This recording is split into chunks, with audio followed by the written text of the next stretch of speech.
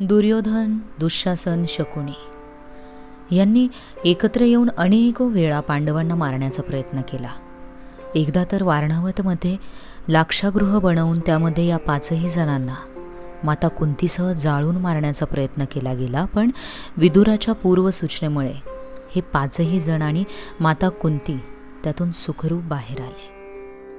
त्यानंतर वनवासात असताना भीमाने हिडिंबा राक्षसिनीचा वध केला. पुढे एकचक्र नगरातील बकासुरासारख्या भयंकर राक्षसाचा वध केला आणि नंतर हे सर्वजण पांचाल देशी पोहोचले. तिथे द्रौपदीशी अर्जुनाचा आणि नंतर पाचही पांडवांचा विवाह संपन्न झाला. या सर्वातून पांडव जिवंत बाहेर आले.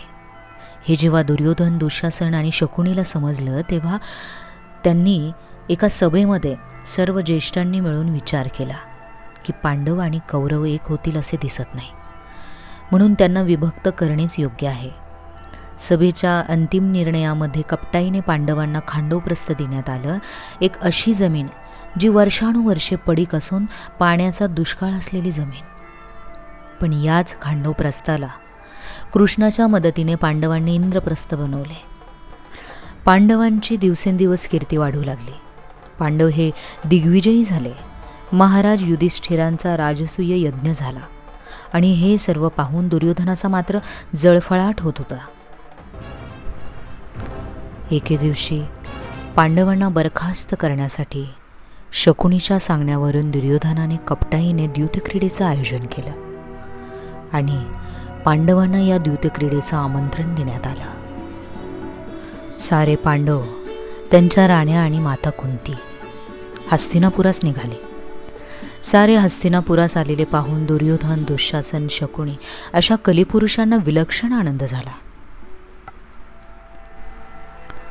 दरबाराच्या मधोमध क्रीडा व्यवस्था केली होती. शकुनी, त्याच्याजवळ दुर्योधन आणि या दोघांच्या समोर युधिष्ठिर. दोघांच्या मधोमध द्यूताचा पट. खेळ सुरू झाला. प्रत्येक वेळी शकुनी फासे टाकत होता आणि युधिष्ठिर हरत होता. प्रत्येक डाव जिंकल्यानंतर कौरव आणि त्यांच्या बाजूचे आनंदाने ओरडत होते. वातावरण एका बाजूने पूर्ण झुकू लागले. युधिष्ठिर डावामागून डाव हरू लागला. कौरवांच्या आनंदाला सीमा उरली नाही. अस्वस्थ विदुर उठून उभा राहिला. थांबा महाराज, हा अनर्थ थांबवा. महाराज, हा कपटाचार सुरू आहे.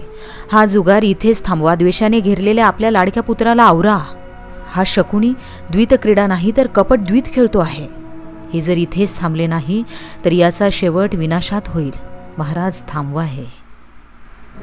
दुर्योधनाने विदुराकडे पाहिले.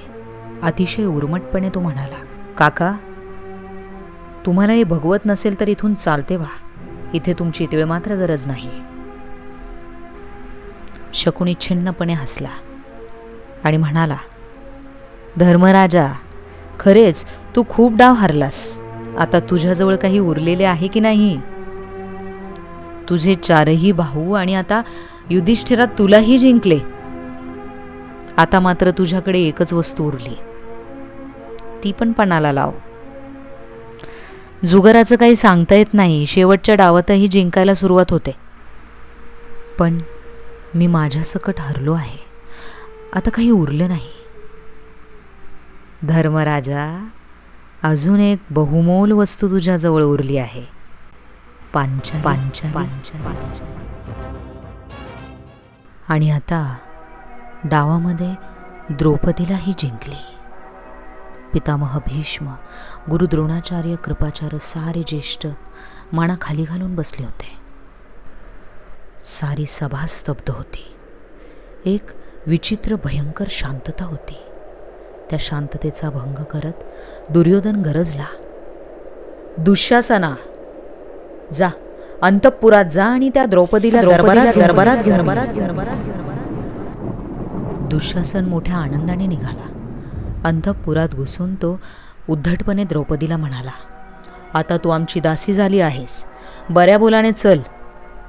नाही, मी राजदरबारात येण्याच्या अवस्थेत नाही. मी रजस्वला आहे, एकवस्त्र आहे. मी येण्यास असमर्थ आहे. तू एकवस्त्र आहेस की निर्वस्त्र मी जाणत नाही. आता तू आमची बटीक झाली आहेस. बऱ्या बोलाने चल. दुःशासन बरळला, पुढे सरसावला. नाही, पांचाली मागे मागे जाऊ लागली. तिथल्या दासी किंचाळू लागल्या, भयंकित झाल्या. पण दुःशासनाला कोण विरोध करणार? अखेर त्याने झडप घालून तिला धरले. ती ओरडत होती, रडत होती. दुःशासनाने त्या असहाय्य याज्ञसेनीला बळाने ओढत दरबारात आणले आणि मधोमध ढकलून दिले. द्रौपदी थरथरत दरबाराच्या मधोमध. तिच्याकडे दुर्योधन, कर्ण, शकुनी वखवकल्या नजरेने बघत होते. दरबारातल्या ज्येष्ठांनी मानाखाली घातल्या होत्या. काहींच्या कायेचा थरकाप होत होता, काहींच्या डोळ्यातून अश्रुधारा उघळत होत्या. माना खाली घालून बसलेल्या पाचपतींकडे तिने पाहिले. नंतर ती ज्येष्ठांकडे वळाली. महाराज, आपला पुत्र काय करतो आहे? याचा परिणाम काय होईल? निदान पुत्राच्या हिताचा तरी विचार करायचात ना. पण आपण तोही केला नाही. गुरुवर्य द्रोणाचार्य हे आपले शिष्य ना. एक शिष्य जुगारात पत्नीला पणाला लावतोय, तर दुसरा शिष्य अनितीचे टोक गाठतोय. हेच का आपले संस्कार? बोला गुरुवर्य, बोला. पितामह, आपण तरी बोला. सांगा मला, जो स्वतःला गमावून बसतो त्याला दुसऱ्याला पणाला लावायचा अधिकार उरतो का? माझ्या पतीच्या वर्तनाने मी राजश्नुषा उरली नसेल कदाचित, पण एक स्त्री म्हणून विचारते, स्त्रीशी असे वर्तन करणे योग्य आहे का? सांगा पितामह, सांगा. द्रौपदी पुन्हा विलाप करू लागली. तेवढ्यात धृतराष्ट्रपुत्र विकर्ण उभा राहिला. राजश्नुषा, द्रौपदीने विचारलेल्या प्रश्नाचे उत्तर द्या. महाराज, या भयंकर क्रीडेचा परिणाम काय होईल याची जाणीव आहे? ही द्यूत क्रीडा नाही, हे कपट द्यूत आहे. या द्यूताच्या आहारी जाऊन राजश्नुषाशी असे वर्तन? पितामह आचार्य, हे धर्माचरण आहे. इतका अधर्म सुरू असताना आपण गप्प का? आता कर्ण संतापून उठला आणि विकर्णाला म्हणाला, या दुराचारिणी स्त्रीचा तुला इतका पुळका का? हिला 5 पती आहेत. या स्त्रीचे वस्त्र ओढले काय किंवा फेडले काय काही फरक पडत नाही. पांडव आपले दास आणि ही व्यभिचारिणी आपली दासी आहे. दुःशासना, तू या सगळ्यांची वस्त्र काढून घे. पांडवांनी आपली वस्त्रे काढून ठेवली. दुःशासन द्रौपदीजवळ गेला. तिचे वस्त्र खेचू लागला. या राजसभेत आपल्या मदतीला कोणी धावून येत नाही. तिने आपले नेत्र घट्ट मिटले. अश्रूंच्या अखंड धारा वाहत होत्या. तिने स्मरण केले श्रीकृष्ण परमात्म्याचे. त्याला साथ घातली. केशवा, माधवा, नारायणा, तुझ्या कृष्णेवर काय वेळ आली बघ ना. धाव भगवंता, माझ्यासाठी धावून ये. ही द्रौपदी आज एकटी पडली आहे रे. तिचा त्राता आता केवळ एक आहे, अनाथांच्या नाथा. गोपाळा, धावून ये. माझे लज्जारक्षण कर. दुर्मती दुःशासन वस्त्रामागून वस्त्रे ओढत गेला. बघता बघता विविध वस्त्रांचा एक मोठा ढीग निर्माण झाला. दुःशासन वस्त्रे ओढून ओढून थकला. सारी सभा विस्मयचकित झाली. गांधारी दासीबरोबर धृतराष्ट्राजवळ आली. थरथरत्या स्वरात म्हणाली, आपले पुत्र घोर पाप करून विनाश ओढवून घेत आहेत.